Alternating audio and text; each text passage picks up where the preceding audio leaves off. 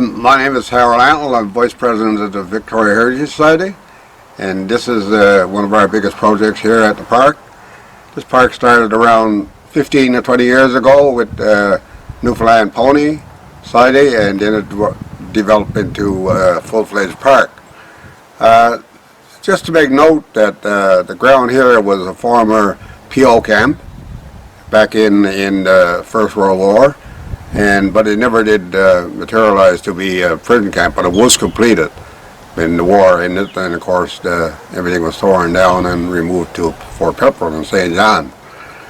We'll take you now on a tour. Mr. KELLOWAY here has been with us quite a while, and he'll tell you everything you want to know. I'm in a bit of a hurry right now, and appreciate you coming out and doing a story on our park. It's good for promotion, and he's very pleased to have people come out and take pictures of our park. And thank you very much for your time and coming out and your effort. I'm Art KELLOWAY. I'm on the board of directors here with the Victoria Heritage Society. I've been involved with this park for 25 years. Matter of fact, approximately 25 years ago, a gentleman by the name of Roland Burke, Dan Burke we called him, this was a project that he had as a vision, and he contacted me. We were at that time involved with the Newfoundland Pony Society, and one of the first buildings that we built was about 25 years ago. It was our barn that we put down here, and then the next building that came up was basically this store that was put in here. It's in memory of one of our grand givers to the park. She has since deceased, Viola Pottle. And this was the next building that came here, and shortly thereafter we put the blacksmith shop, the forge, which I'll show you in a few minutes. So we'd like to invite you now to take a tour with Mr. KELLOWAY, and he'll explain all about the park and the different buildings, and I hope you enjoy your stay. Thank you. If you would, I invite you to view the park with me, and I'll show you around, and we'll have a look at some of the buildings and give you some idea of what we're doing here. The store, the general store here. If you wish, you can. We can go inside, and we'll have a look at some of the artifacts that are in here. It takes you back a few years to some of the old ways of life. One of the things that we want to do here in this park is to basically keep some of the old ways of yesteryear, and it's an educational thing for the children that come in here, and for young adults that probably are not aware of many of the things that they see here that our forefathers used in everyday work. Over here you see replicas of our woods and so on, horse hauling wood and what have you, which was typical in this area back 50, 60 years ago. Just about everything that is here has been donated by local people. People from Victoria, Carbonear and Salmon Cove have all contributed to the things that you will see here in this park. People from as far away as St. John sometimes come out and they see the park and they want to contribute something. Only the other day we received a spinning wheel, and it came from some people in St. John's, and we always welcome different artifacts that will go with our park. We try to keep it as old as possible, and as you can see in our display here, many of the things here have gone by the wayside. People never ever see some of the tobacco and so on that was used, and the meds that you could buy in the local store back many years ago. We try to get replicas of it and put in here. This park has 17 buildings, if memory serves me correctly, and if you wish, we'll go over here to the train station. Okay.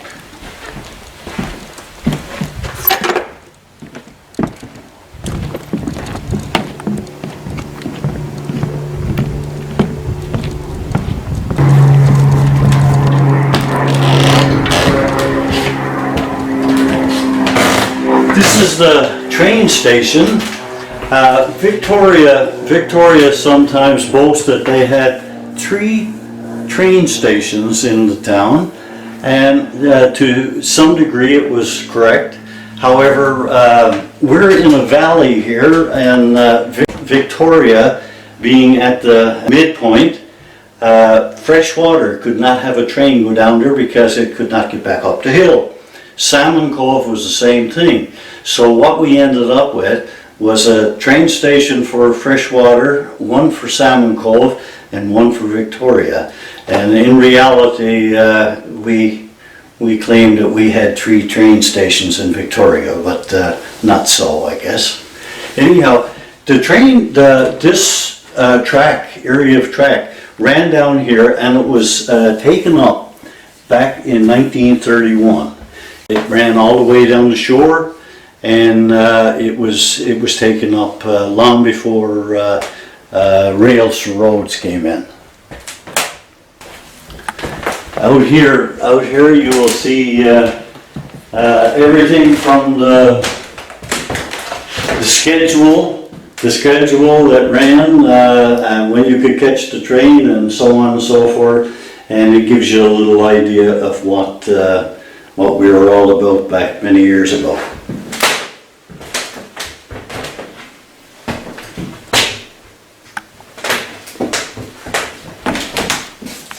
How long did it take to build this village? This village started 25 years ago, with the barn being one of the first buildings to come in here, and we've gone from one building all the way, and I think right now we have about 17 structures here on this site.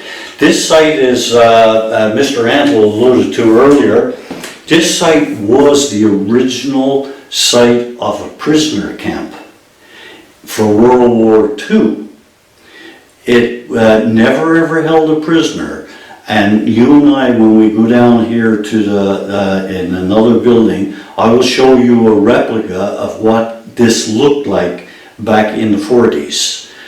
This was completely built, everything from a hospital all the way through. It never ever held a prisoner, and the reason that they tell me that it didn't, Newfoundland being a country all to itself at that time, Canada and the United States thought it was probably a little too close to bring prisoners here, and they felt maybe that it shouldn't happen. And as a result, no prisoners were ever brought here, and the whole thing was dismantled and taken away.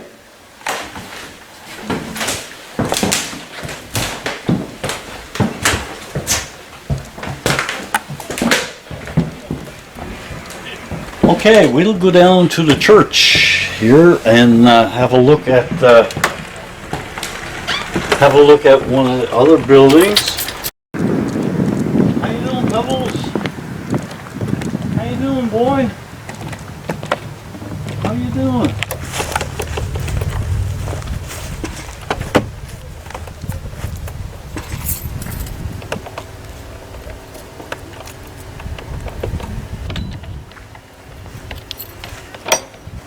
Hi, Pebbles. How are you? How you doing, boy? Come on. Come on. How many animals do you have on site? We have a pony, a Newfoundland pony stallion, Jack. He's here all winter, and we have him out to pasture right now. At any given time there might be 2 or 3 ponies here, all Newfoundland ponies, and we have Pebbles, who thinks he's a horse. And this church? This church started out to be a wind-driven sawmill, and we decided against it, and we changed the plans, and we made it into what you see here right now, a village church.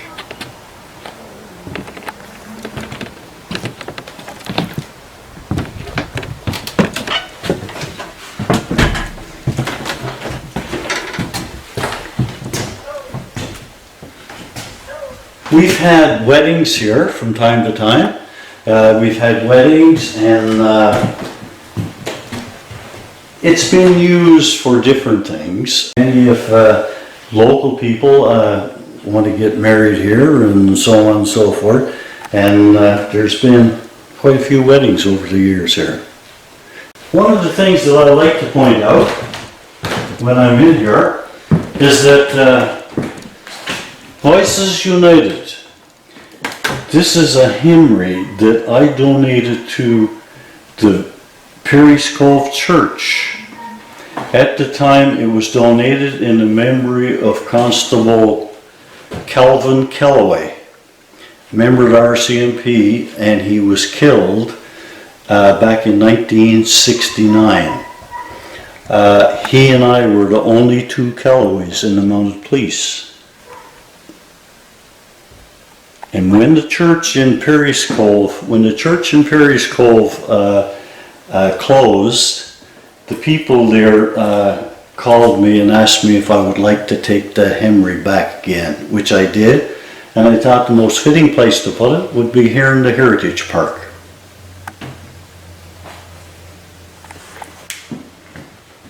His family is still around? His family is, he has a sister that lives in Clarenville.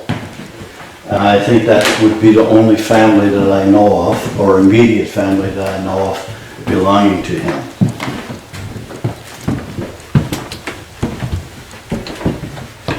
So you switched careers from being a constable to being a museum? I was a member of the Royal Canadian Mounted Police for 38 years. And I served from the prairies all the way back through to Newfoundland. And this is a hobby for me. I spend a lot of hours here. I was more interested at the time with the Newfoundland ponies, and still very much involved in training the Newfoundland pony, and I own two of them myself, and I still like to keep that part of our heritage alive. Newfoundland pony being the only heritage animal for the province of Newfoundland and Labrador, and also a symbol of Canada. So I felt that by contributing my talents to that breed, we could probably put it here in the park and for people to see and to learn about. Educationally, a lot of people come in here. It's the first time that they've ever seen a pure Newfoundland pony, one that is listed as a Newfoundland pony, and they're happy to be part and parcel of that era. You've been riding horses for a long time. I've been around horses ever since I've been 4 years old. I had my first Newfoundland pony when I was 4 years old, and I've had one ever since, and that takes us back 70 years. We're going to head down here now to another area of the park, and I alluded to the fact that we had originally set up here in a part of the park which was a prisoner camp, and we're going to go down and we'll have a look at that particular building. But before we do, I think it's only fitting that we show you the one-room school. The one-room school, which brings back a lot of memories to people when they come in here, because we have many of the textbooks and much of the early day curriculum. You can see it in here in this one-room school, and many of the people that visit here, it brings back some very good memories, and in some cases some very bad memories. Okay, come right in. Class is out today, so we have the room all to ourselves. As you can see, most of the people that come in here look at everything from the grade 8 speller all the way down to the geography book with bunga and so on and so forth. They get many of the children that come in here are amazed to see that we have a stove in the one-room school. The thing is, that was part and parcel of every school, and the potbelly stove was always the main attraction, especially on a cold winter's day when the children came in from recess time, that they gathered around the potbelly stove to get warmed up. And we tried to make this as realistic as what it was back then in that era. What was the population of Victoria? Victoria is about 1,900 people. There's about 1,900 people here. And as many communities, we're growing. And some people or some communities with the population falling off, but I think we fluctuate back and forth, but I think in all we're growing. A room like this would have all the grades and the teacher would do all the subjects. Yes, matter of fact, the one-room school sometimes it may have only had 10 or 15 children, but they may have ranged from say grade 1 or kindergarten all the way up to probably grade 8, 9 or 10 or even grade 11, because grade 11 was as high as you could go. When I went to school, when you finished grade 11, it was all done.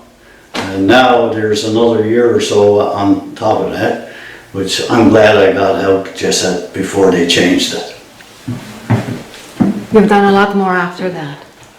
Well, yes, I've just been a bit of schooling done since then, yes.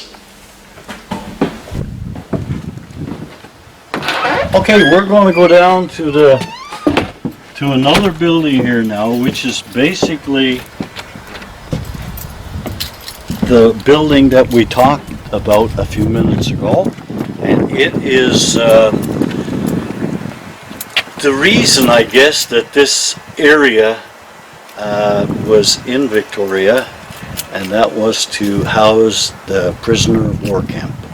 We'll go down and we'll have a quick look at it, and I'll show you the replica of what it was all about.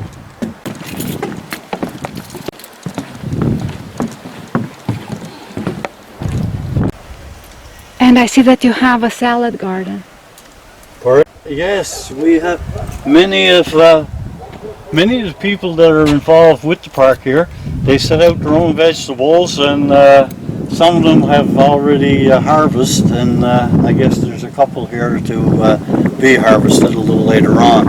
It's more or less of a little hobby garden for many of them. Okay, we're lucky we found the right key. Come on in, and you'll see there were quite a few residents of Victoria that fought in the last World War and the First World War. Some of them are shown here. Many of the people that you'll see pictures of here did not return. However, this is where we've tried to educate the local people how much of an influence the wars had on not only the world but on small towns like Victoria. As you see here, the uniforms and so on, the Red Cross nurse and so on. We fought under the Union Jack back then, and that's the flag that we display here. Many of the things. We did this over here to show the trench warfare, to give some idea of what it was like, and I'm sure that we didn't do it justice, because there's no way I'm sure that we could even come close to what it would have been like to have been in those trenches. But it gives the people that come through here a sense of knowing what it was similar to. You look in here.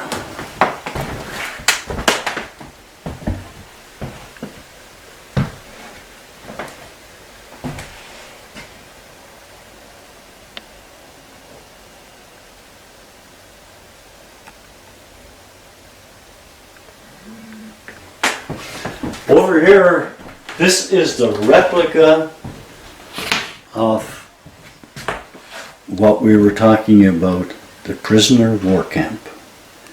This is what this area looked like when it was completed back in the early 40s. And as you can see, the barbed wire fences that were around it, and everything was done to house the prisoners, but as I said before, it never ever held a prisoner. So it stayed empty? It stayed empty, yeah. Matter of fact, it was only here for a very short while, and then it was dismantled and completely taken away.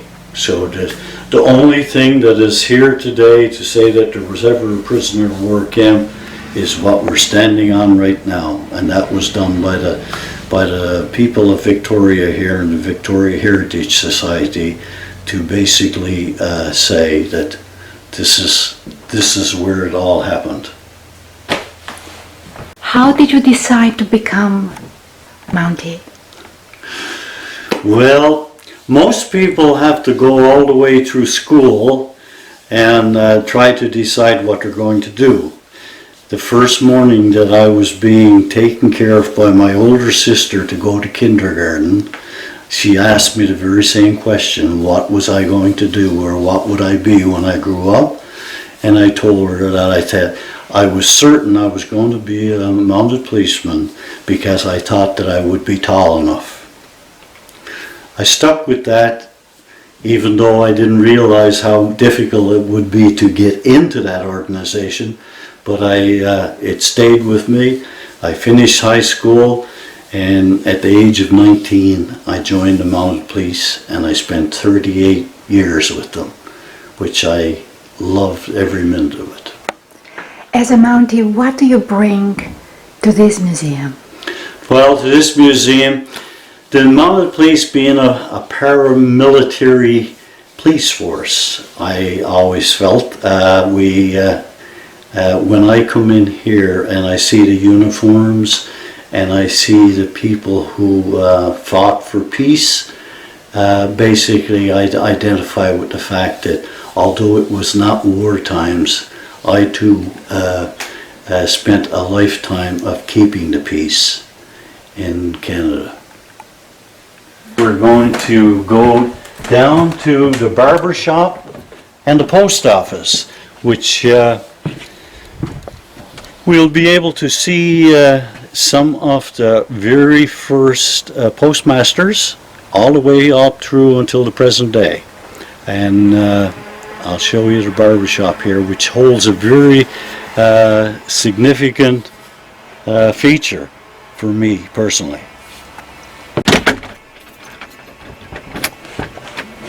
Okay, we'll go on down here. You see our big apple tree here. The billy goat comes out when he wants an apple, and he can pretty well climb that tree, and he gets fills his belly and goes back in again. This is a Newfoundland pony here. This is Violet. She just came here. She's owned by Joshua Chubbs, and she's brand new to the park. She's here for only a couple of days now, I guess, and 2 days, yep. And So she's just starting to feel her way around and make herself at home here. And her buddy is Pebbles here. What happens in winter? In the winter, they're housed in here in the barn. They have free rein. They can go and come in the barn whenever they wish. I feed twice a day here in the winter time. So really, I guess it's safe to say that I'm in this park twice a day, 365 days a year, unless I go on vacation, and that's I have to get somebody to fill in for me. So the village is open all year round? No, the village itself here is only opens the 1st of July, and it finishes up pretty well by Labor Day. However, because we have animals here, I have to maintain the barn and keep them fed and do all the chores that is necessary to house animals. And if they get sick, do they have access to a vet? Oh yes. Matter of fact, we have any time that is necessary. The veterinarian is called. Knock on wood, not very often. We take great care of them, and very few times we've had to call the vet. Yeah. Anyhow, right here we're going into the old barber shop. Okay, as you see, that chair sort of holds a lot of memories for me. I had my hair cut in that chair on my 16th birthday. And I had my hair cut in it again on my 65th birthday. The barber who used that chair is a man by the name of Peter Sampson. Peter passed away a few years back, and he was a barber in Carbonear for a lot of years. He came here when he was a very young man. Matter of fact, I think he was probably about 17 years old. And I remember that it would have been in that chair on my 16th birthday that he cut my hair. And many years later, he was still barbering, and I was about to draw my old age pension, and he cut my hair again in that chair. And over here, which I'm hoping I can find the key for, is our post office.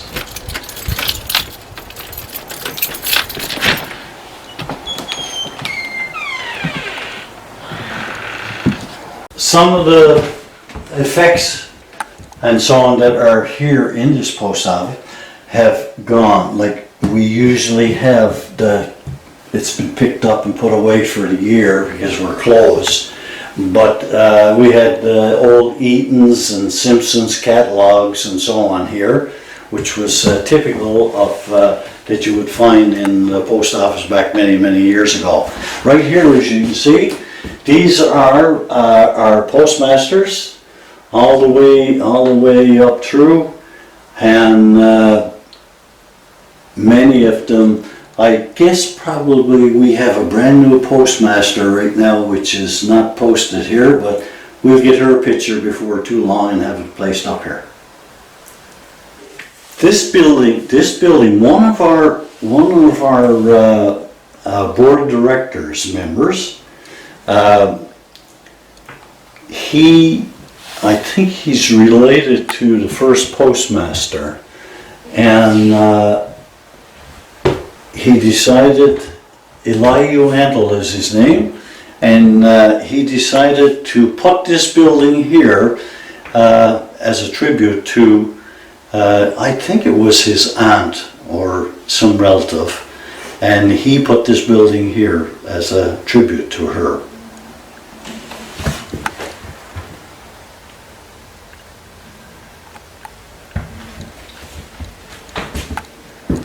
So when you designed these buildings, you used blueprints or photos. How did you do that? Blueprints?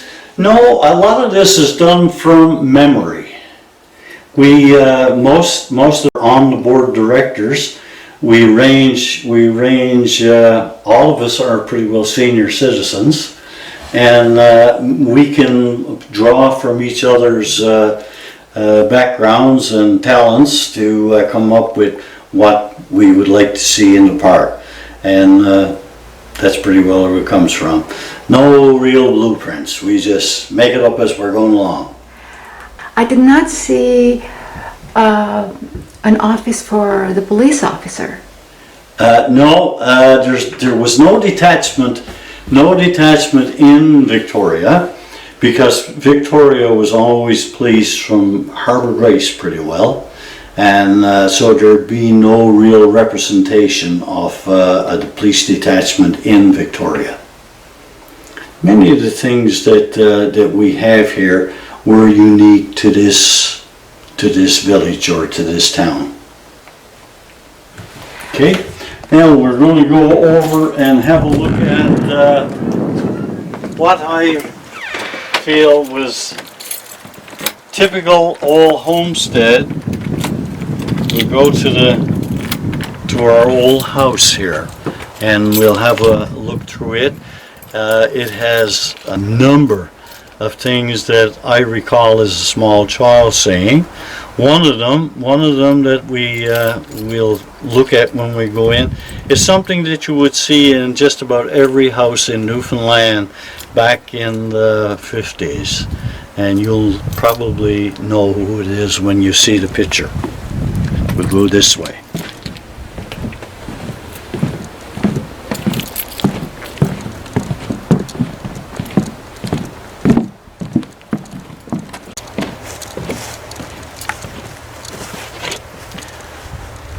This house has been designated, as I alluded to earlier, the gentleman who, back 25 years ago, who was with me, Danny Burke, Roland Burke, this house has been dedicated to him as the Burke House. Okay, one of the first number of buildings that were put in here. A step back in time.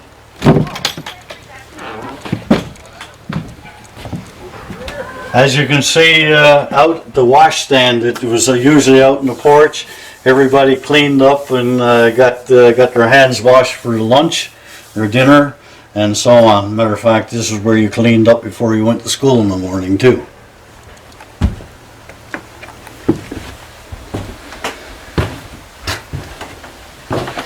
In here, we've got things stored in right now because we have basically closed for the year, but there's a number of artifacts in here, everything from a milk separator to an old-fashioned wash tub or washer with the wringer on top and so on. The taxidermist that's the original billy goat that was here, and I had him trained. He was trained the same thing as a horse, and I'll show you his harness and the wagons that he pulled. He weighed 250 pounds. He was a big goat, yep. And very intelligent one with that. He was easy to train and so on. And we'll just come into the kitchen here. You see a typical kitchen from years gone by, where your stove and everything was pretty well centered in the kitchen at that time. Everybody spent their day in the kitchen, and basically the only time you left the kitchen was when you went to bed. This is the picture here that you would find in just about every home in Newfoundland back in the 50s. J.R. Smallwood, first Premier of Newfoundland and Labrador. People had his picture on their walls for many, many years in this area. In here, a typical parlor or living room that you would see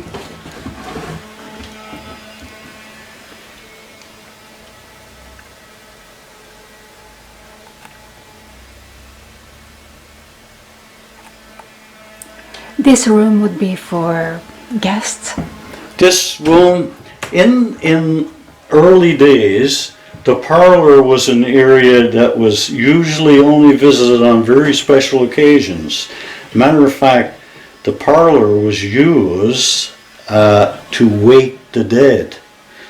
There were no funeral homes around at that time, and usually when somebody passed away in that particular house, that's where they would wake, would be in the parlor.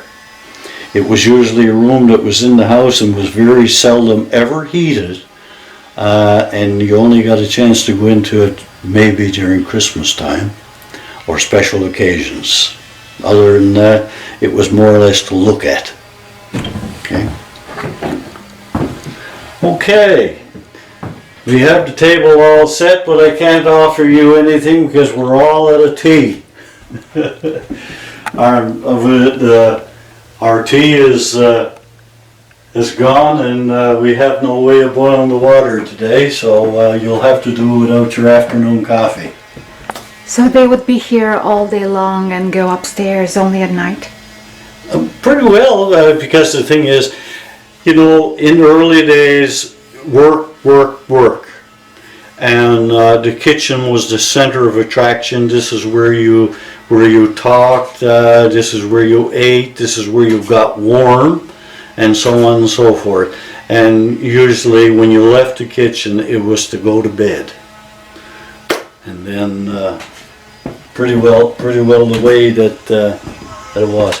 Now if you want, we'll go upstairs and I'll show you what a typical house looked like. Is this house what you call a salt box? Yes, it is. This is what they call the salt box. Yep.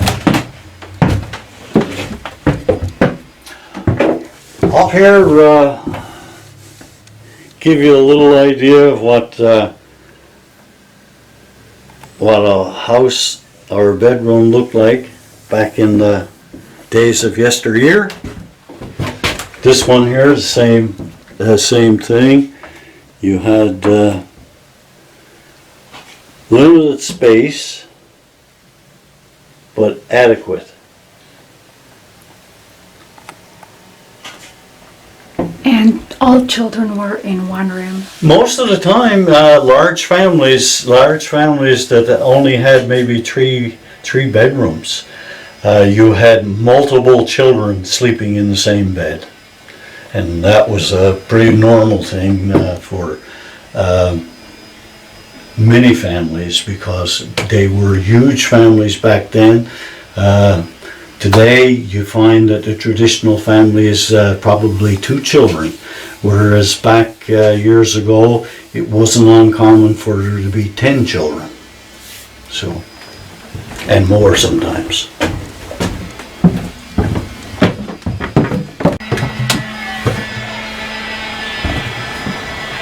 Okay, we're going to close this one up and we're going to go down and have a look at the barn. I'll show you the barn being really the first building that was put here in the park. And it was built and we housed 5 or 6 Newfoundland ponies in it when we first built it. And I'll tell you more about it when we get down there.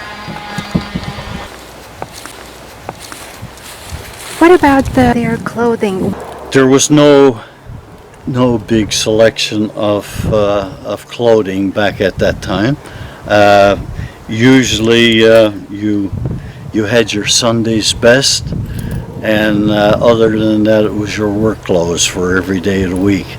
Usually on Sunday people took it upon themselves to do very little on Sunday. It was the day of rest and they kept it at that. And they usually dressed with the best clothing that they had and made it off to church. And if you were in Sunday school, you were back at Sunday school that afternoon. So like I say, Sunday was the day of rest, and people basically kept it as that. Did they hunt or fish? Oh, in this area, yes, there was fishermen. Matter of fact, we're somewhat inland from the sea here, but there were fishermen. Matter of fact, in this area, there were fishermen, and they fished out of like in Carbonear, out in Otterbury and Flat Rock and that area. And hunting would have been the same thing as what it is today, but there would have been some hunting done for not only for sport but for food on the table.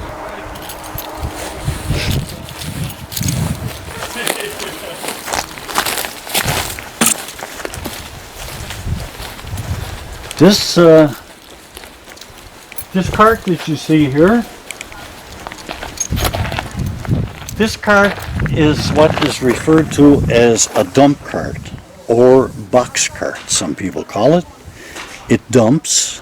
It was the original half-ton truck for those of us who needed a horse to do our work with, and this was used with one horse.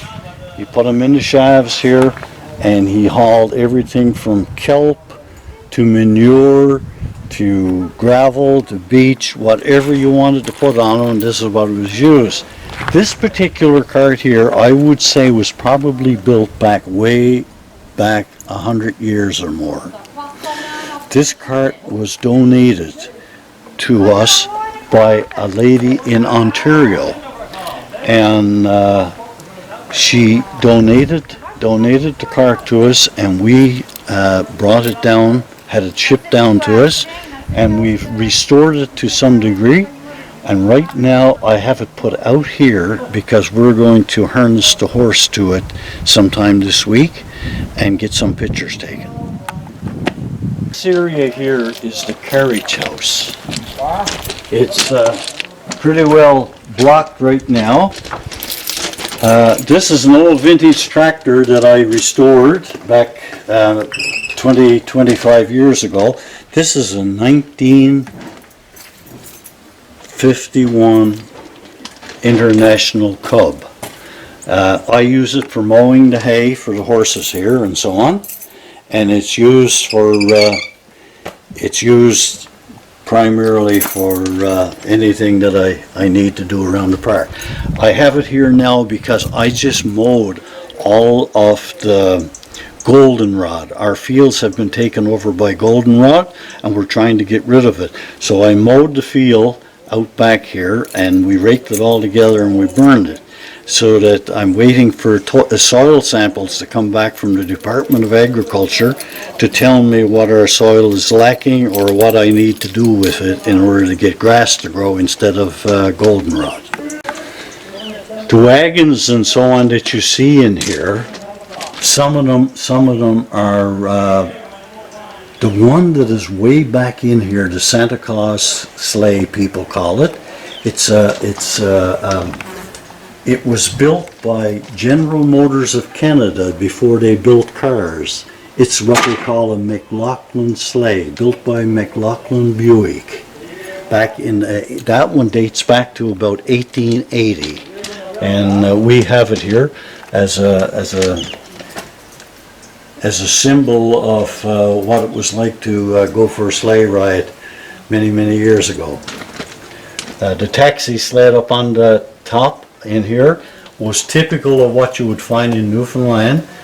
People used them to go to the train station to pick up passengers and so on and so forth, and it was a way of transporting people in the winter time. Okay. How do you maintain them? Well, it's a labor of love. I do most of the maintenance that it has to be done on any of the equipment here. We try to do it in off season and so on, but many of the things here are like this wagon that you see here, this big wagon. That's a wagon that I built 30 years ago, and I used it for a team of ponies, which the Hookah team ponies, and now I use it behind the tractor, and I give children rides here in the summertime. So you build it? Yes, I did. I built that back 30 years ago. Town of Victoria has been kind enough to mow lawns for us, and right now we have our own lawnmower, and I guess during the summertime from here on in, we'll probably take turns on keeping the grounds mowed.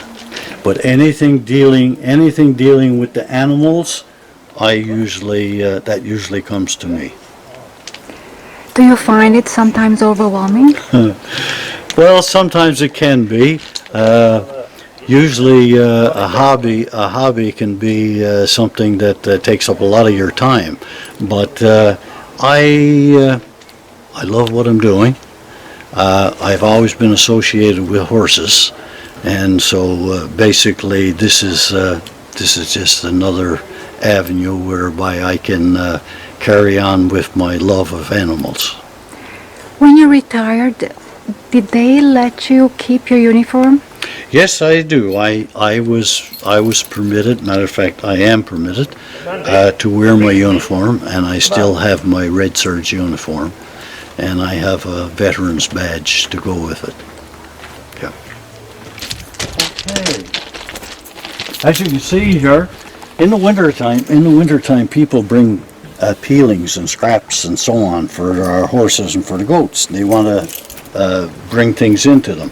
And the problem being is, if they brought them here and they froze, they become poisons to the animals. Frozen potato peelings and so on will colic the animals and make them sick. Matter of fact, it'll kill them. So what I did is I put this refrigerator out here, and I put a thermostat in it and a light bulb, so that now it maintains about 65 degrees of heat in there all the time. So when people come, as they have now, and you see they put the peelings and so on in here, in the winter time they won't freeze or they won't spoil, because the heat looks after them until I come up and take them out in the morning. There must be a lot of snow here. We've been fortunate for the last few years. One time there was a lot of snow. When I was a kid, there seemed to be a lot of snow. But the last while, we've had some pretty mild winters, and most of the time now we don't get much snow until probably January, and which was unheard of.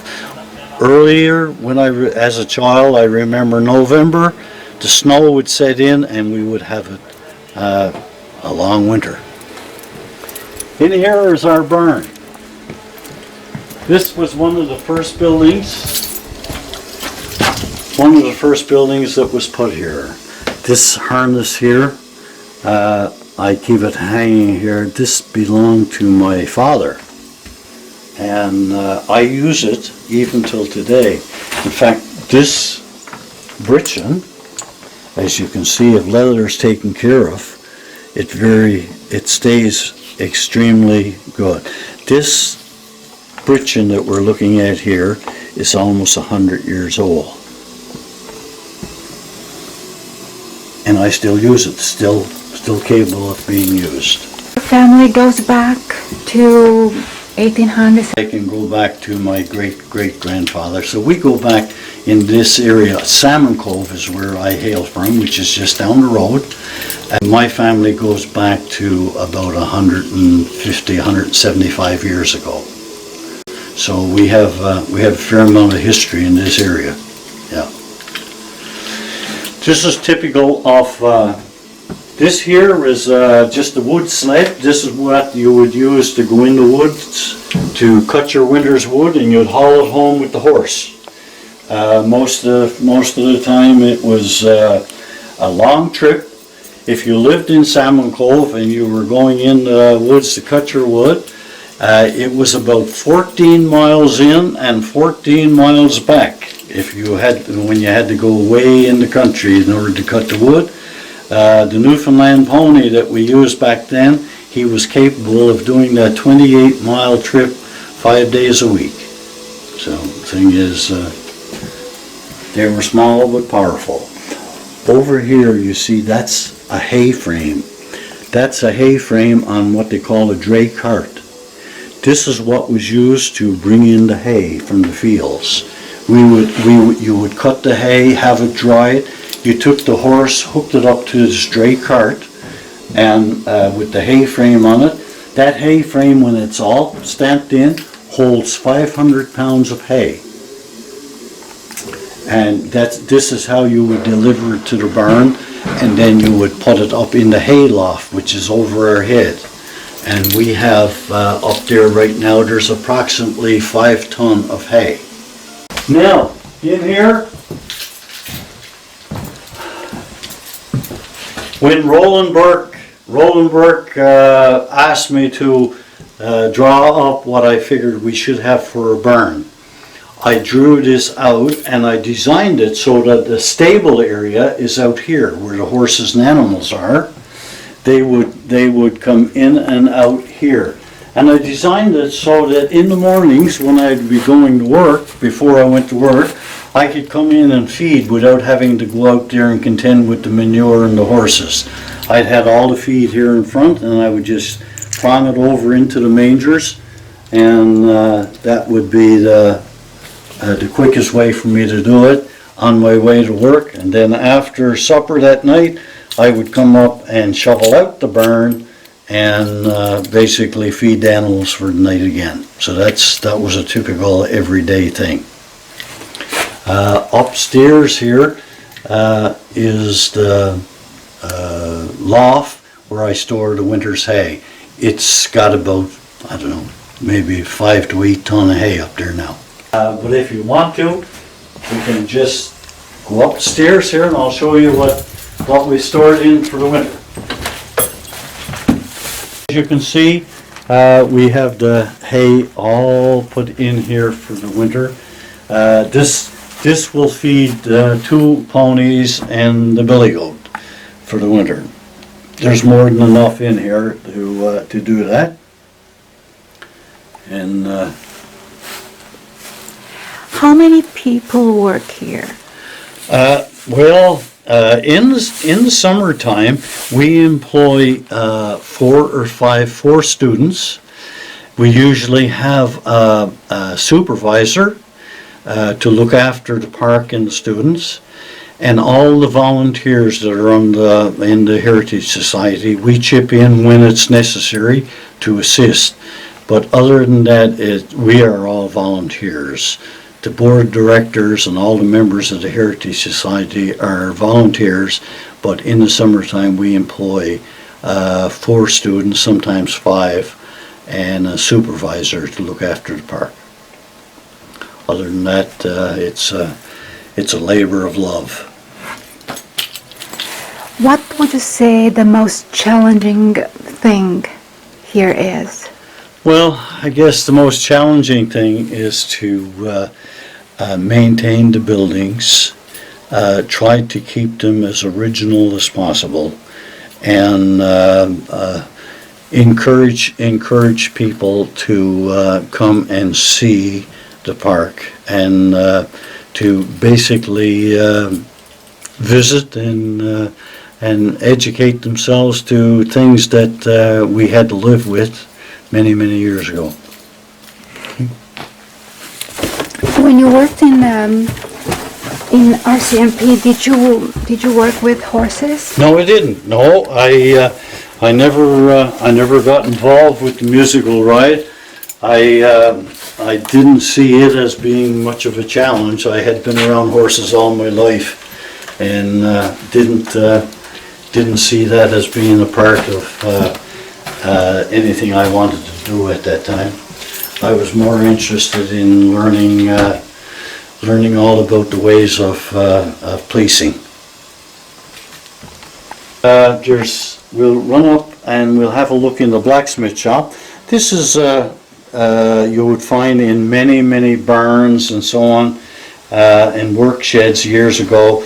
It was a grindstone, and it was used for sharpening tools and sharpening axes most of the time. And you put water down here and it ran in water. One person turned it and the other one held the blade up to it and sharpened the blade. It's unfortunate that I have the hay put in here, because this area in here is a typical horse stall. This is the type of stall that was used to house horses in this area for years. Very few people had box stalls. They all had stand stalls. And this, I built this here as a replica of what you would see in the everyday barn years ago. And unfortunately, I got the hay in here right now, so you can't get a good look at it. Do they also need certain vitamins or? No, usually if you have good quality hay, and you have trace mineral or cobalt salt licks, and lots of water, and some grain like oats and what have you, that's pretty well all they'll need. In this province here, this province lacks selenium, and therefore I substitute selenium in their diets as to try and keep that up. The hay and so on here doesn't provide enough, so I substitute or I supplement it with tablets. Down here, this is a replica, this is a replica of our fire hall, original fire hall in Victoria. And in here we have the first ever fire truck, a 1975 GMC.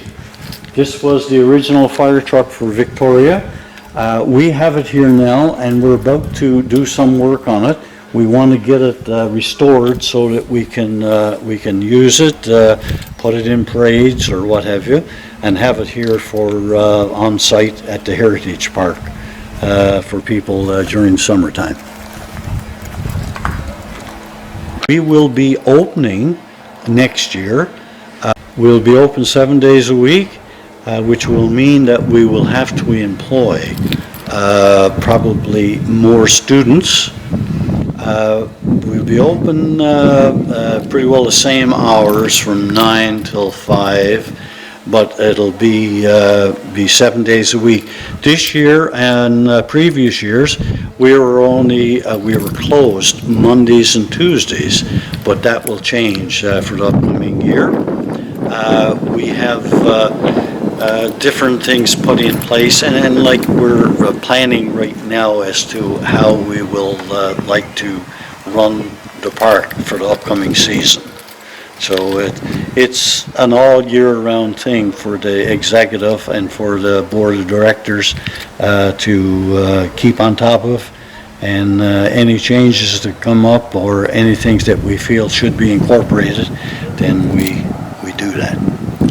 How can people find you, contact you? There's a Facebook page that Mr. ANTLE, I think, looks after the actual Facebook. We just incorporated a beautiful sign up on Veterans Memorial Highway in, I guess it's in Spaniards Bay on the main highway, and it depicts the house and part of the park on that sign, and